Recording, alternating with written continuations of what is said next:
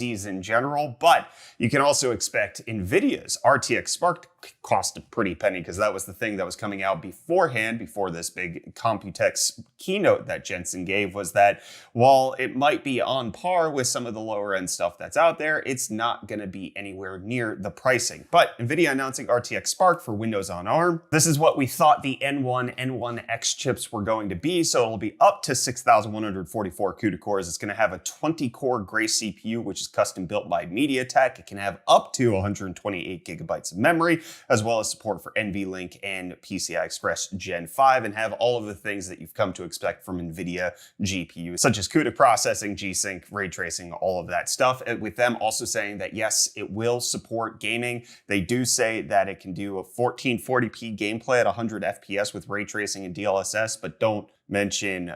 the games it can do it in, what the actual settings are, or again, how much power this thing is drawing, which is an important thing to note in something that's going to be in mobile form factor. But Microsoft being part of this announcement, with them saying that they're building out parts of Windows in order to make sure that this is a good experience for everybody who wants to do it, including Microsoft's Prism emulator to allow for better ARM support for the things that don't actually support it. But they're announcing that it's going to be built into laptops at the beginning, and then eventually there might be small desktops that get planned for that, with NVIDIA also saying that they have a firm roadmap with multiple different pieces of architecture moving forward, including the Feynman GPU that should be coming out sometime soon, but also an old head at Microsoft showing off that they had this partnership before with the Windows Surface, the first Surface running an NVIDIA Tegra chip for Windows on ARM, and